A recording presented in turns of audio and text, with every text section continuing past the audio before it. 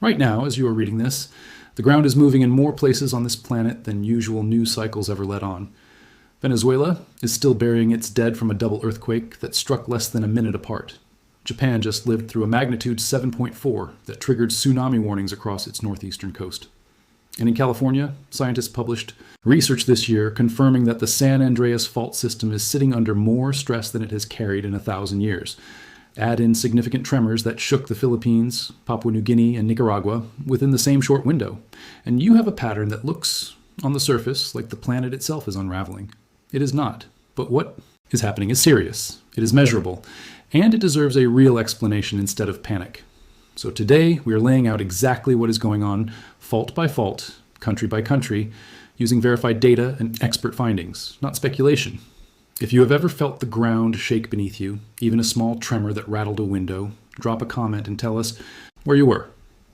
Thousands of people watching videos like this one come from earthquake-prone regions, and those stories matter. If you want to stay ahead of every major seismic development as it happens, subscribe now, it costs nothing, and hit like, so this reaches the people who need to see it. Now let's get into what actually happened. Starting with on June 24th, 2026, Venezuela was struck by the most destructive earthquake sequence the country has experienced since the year 1900.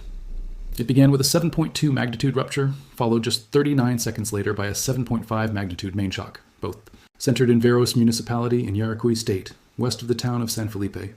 39 seconds.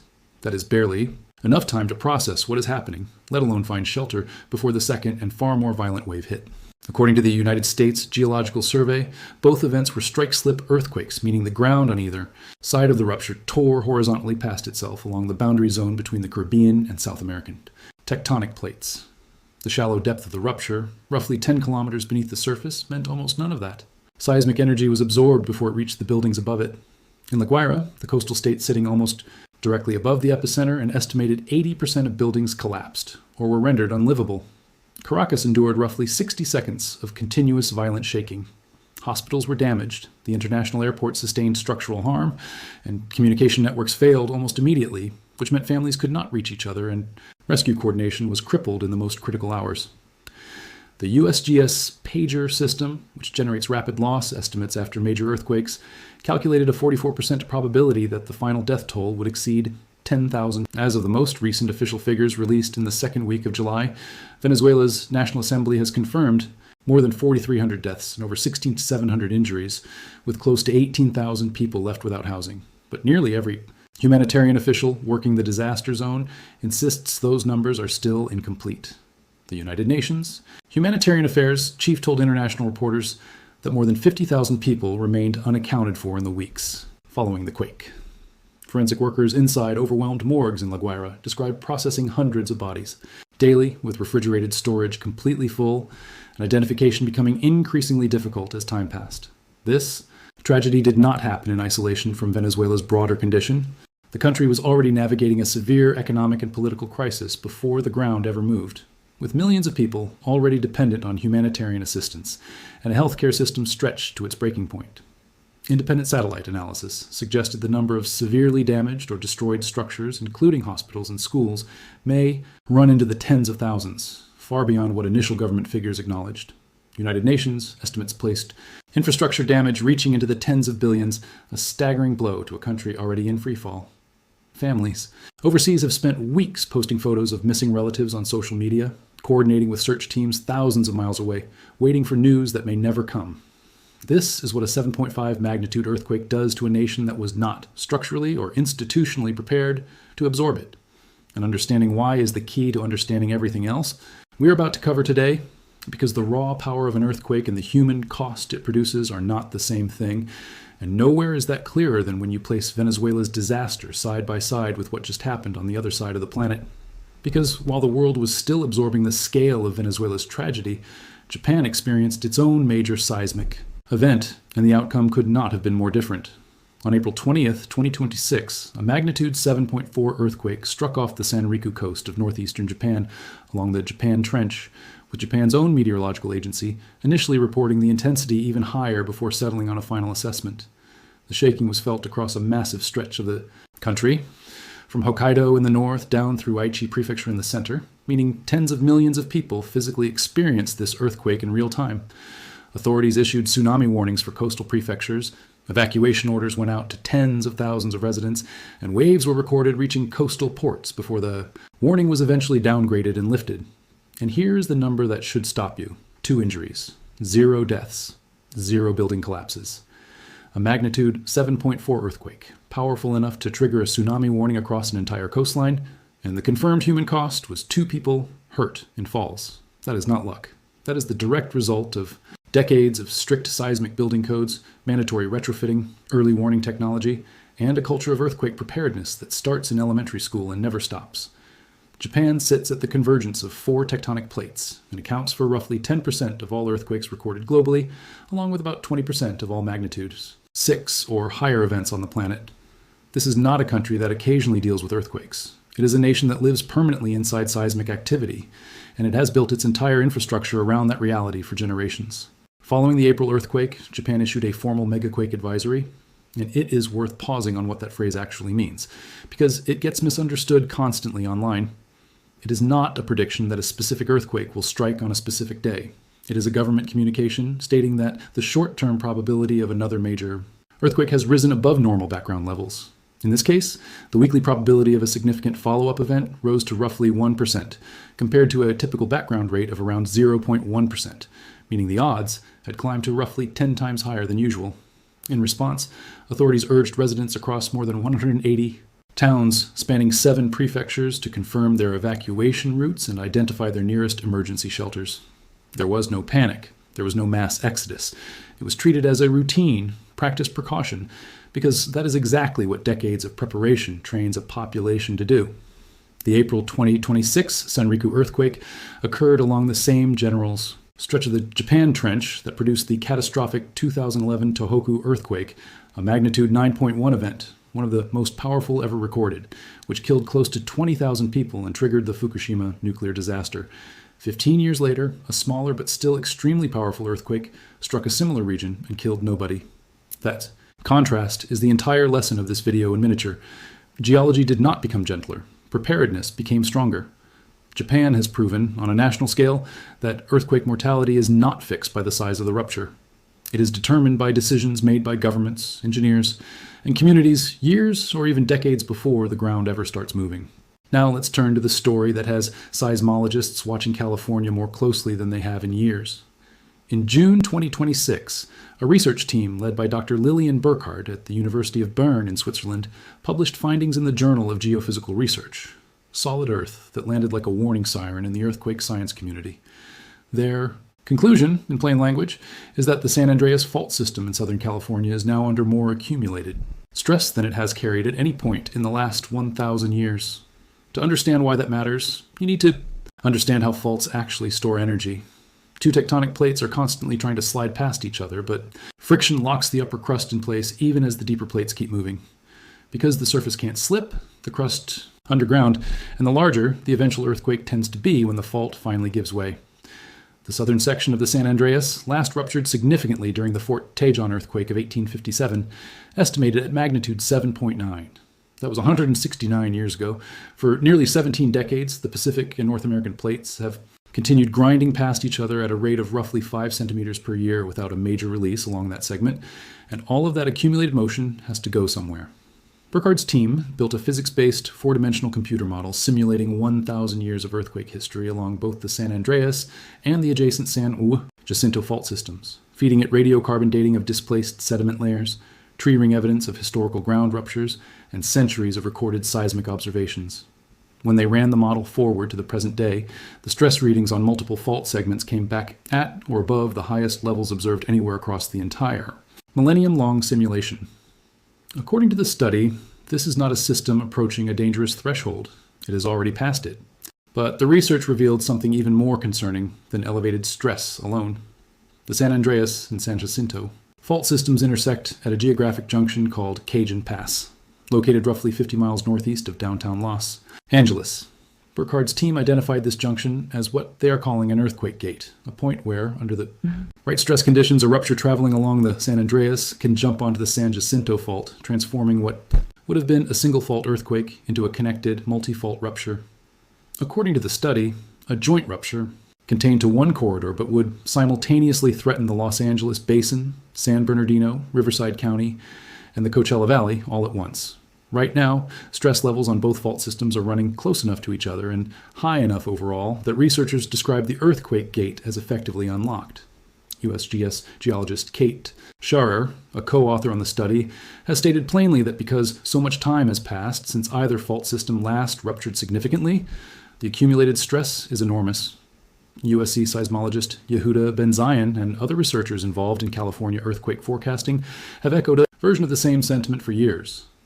On geological timescales, the difference between an earthquake striking today, in 10 years, or in 30 years, is essentially meaningless. Los Angeles County alone is home to more than 10 million people sitting atop varied soil conditions that, in certain low-lying and reclaimed areas, amplify seismic shaking significantly. Thousands of older soft-story apartment buildings constructed in the 1960s and 70s remain known vulnerabilities, and major gas, water, and electrical infrastructure crosses active fault traces throughout the region. Burkhard's message to policymakers was direct and unambiguous.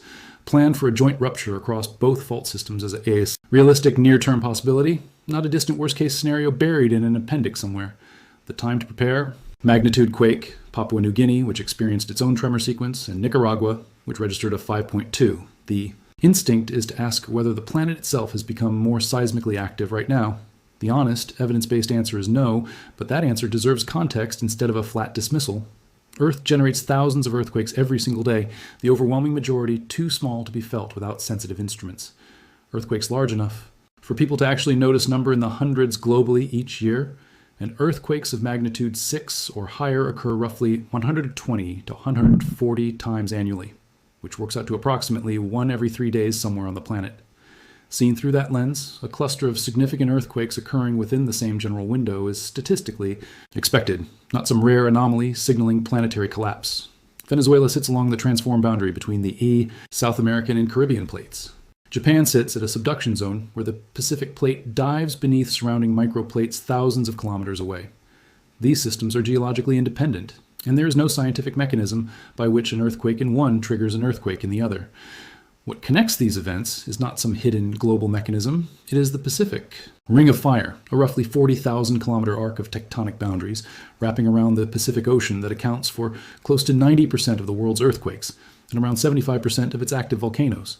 Japan, the Philippines, Papua New Guinea, California, Mexico, Chile, and New Zealand all sit along or near this ring, and because it never stops producing seismic activity, any given week will almost always show multiple notable events somewhere along its length. What has genuinely changed over the last several decades is not the geology beneath our feet.